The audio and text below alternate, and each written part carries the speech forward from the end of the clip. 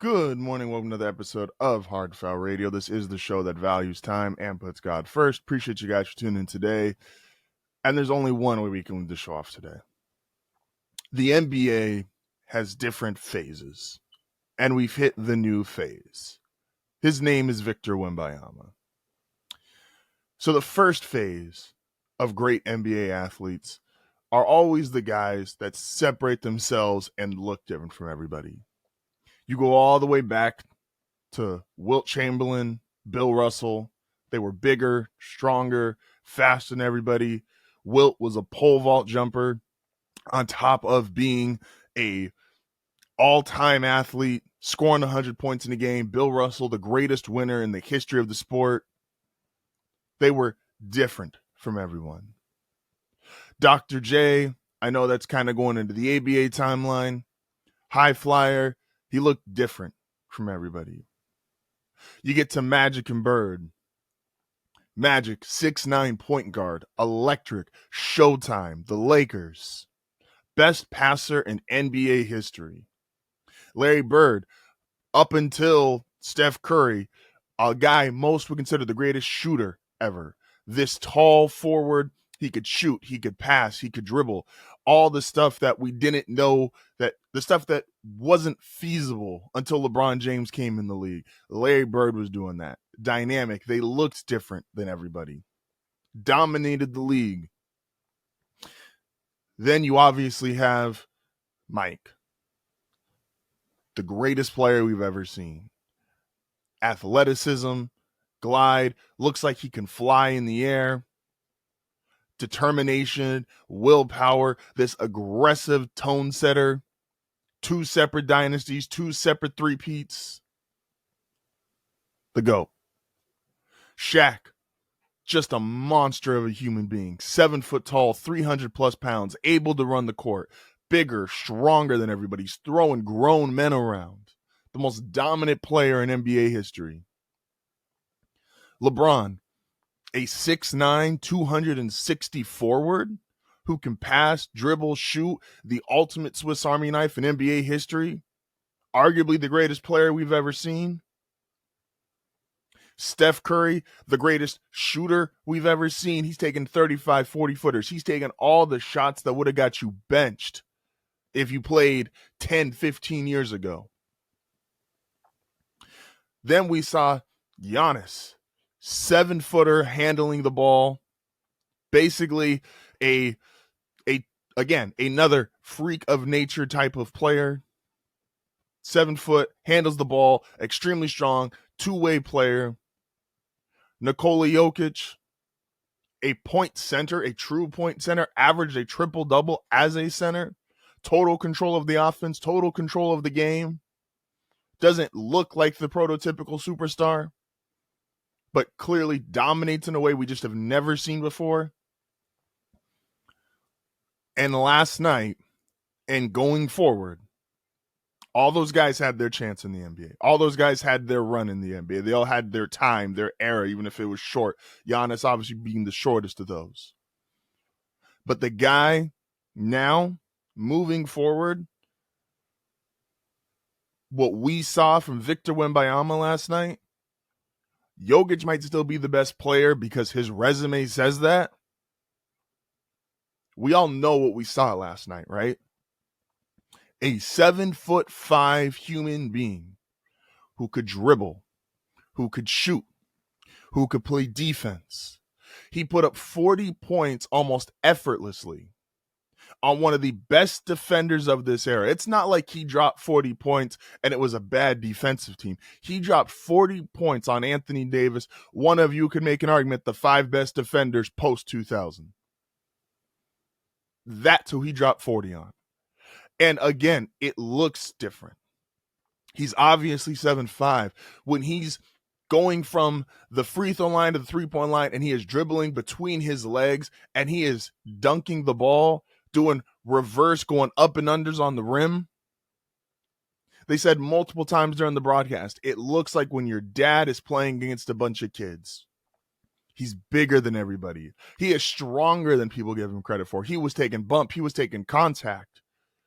He's doing between his legs, step back for three. Victor Wembanyama was so impressive last night. Do you know what Giannis put up last night?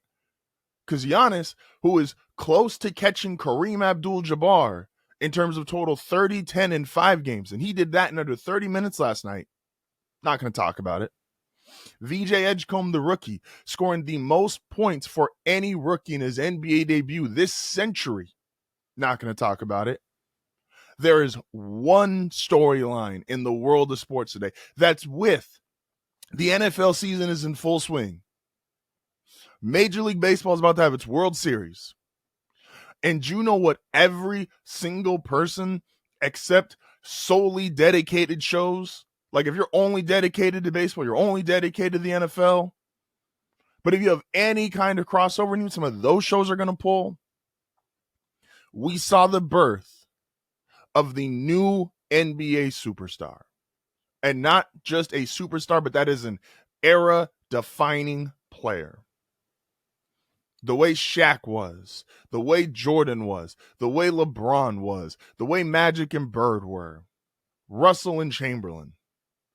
You go through the history of the NBA, you can always tell its story by who is the face, who is the marquee player, who was the dominant. And the NBA needed this. We've talked so much about the NBA going, how are we going to transition from LeBron and Steph? And I've said multiple times, the NBA has always gotten a little lucky. They have. When ratings were down in the dump, they were gifted Magic and Bird, and Magic just had the kind of personality that took him there. And Bird had the greatness to go along with it. Yeah, they had the Lakers and Celtics brands, but Magic being Showtime, that smile, Bird, the immediate success, the MVPs, the winning championships, their careers, unfortunately, were cut short. And the NBA had to look around and go, what do we do? What do we do? What do we do? Michael's there. Obviously has the retirement in the middle of his career, but Hakeem Olajuwon brings some of that initial international flair. He wins back-to-back titles. Michael comes back. Michael retires again, and the NBA is kind of looking around, what are we going to do? What are we going to do? Then you're gifted Shaq. Shaq, this bigger-than-life personality, this bigger-than-life human, this dominant force. I didn't bring him up, but Kobe was also a huge part of this because Kobe, as Shaq started to slightly decline because of being in shape, Kobe was this, again, he was a part of the dynasty with Shaq. He looked like Michael. His game resembled Michael. And the NBA still was kind of looking around going like, what do we do? What do we do? What do we do? And then you're gifted LeBron. And then as LeBron started to get into what we thought was the twilight of his career, he's obviously played for over 20 plus years. And the NBA was kind of looking around going, okay, what do we do? What do we do? What do we do? Then you're gifted Steph, who even though he starts his career off with injuries, turns into the greatest shooter ever. And you get this rivalry between LeBron and Steph. And while fans didn't love it because it was this inevitable crash course in the finals between LeBron and Steph and the KD Warriors, the NBA got its ratings. The NBA had its superstars. The NBA had its marketability. They had it all figured out. Then it became LeBron, Steph, what do we do? What do we do? What do we do? They've still spent the last 4 to 5 years, season openers, Lakers, Warriors, Christmas games, Warriors plays this team, Lakers play this team. The NBA was struggling to find who to pass the torch to, because the European superstars who rose to the top of the game, Luka Doncic, Giannis Antetokounmpo, Nikola Jokic, they were not the same level of marketable. They were not the same level of superstar as the Jordans, the Shaqs, the Kobes, the Brons, the Stephs. And the NBA was wondering, how do we do this? How do we figure this out? Don't worry, NBA. You did it. That's your guy. And here's the difference between Victor and all the other European superstars, because he's obviously an international player as well. He looks like the American-born superstar. Because if you were to ask anybody, ask a casual fan, ask a random person on the street, who's better at basketball? You just point at 2 random people. You know who they're going to go with? the tall guy. They're going to look, I'm 6'9", and I'm not good enough to play college or professional basketball. If they pointed at me and they pointed at one of my friends and said, hey, who do you think's better at basketball? They're going to say me because I'm taller. Victor Wembanyama, who is 7'5", going on 7'9", apparently. They're going to look at him and go, oh, yeah, of course that's the best basketball player in the world. He looks like it. The NBA needed this. They have their next guy. And he is going to be next world exciting because he's going to be able to dunk in ways nobody else can dunk because he can dunk without actually jumping. He is going to be blocking shots, all the highlight plays that you need for excitement, block shots, three-pointers, big dunks. He has all of that packaged into one. And the crazy thing is, the Spurs, who had wild projections in the offseason, because everybody was kind of crossing their fingers and going, has he arrived or has he not?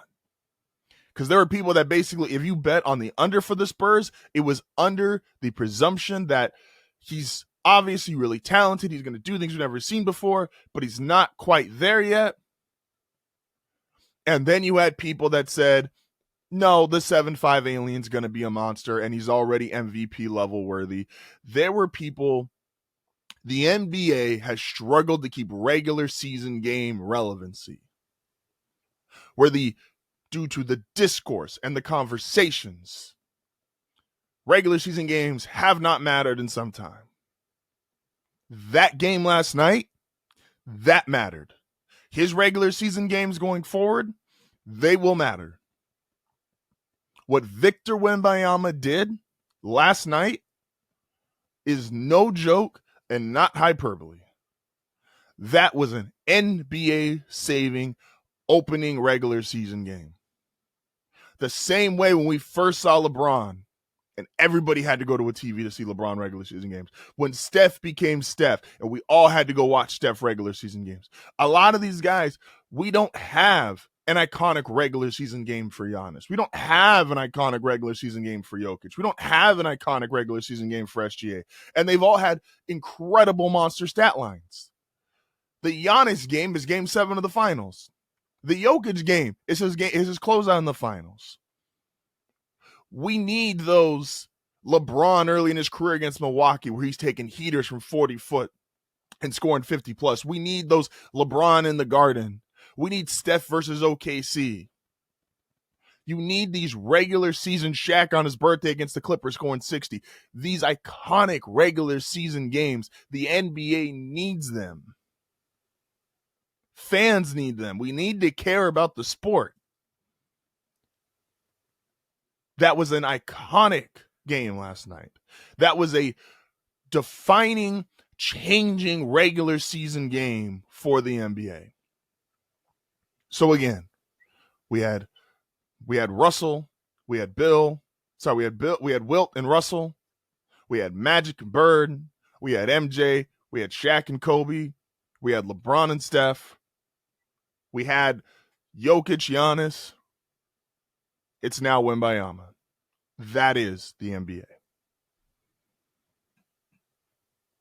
I mean, if you want to be a part of one of the coolest, most unique communities, don't forget to like and subscribe.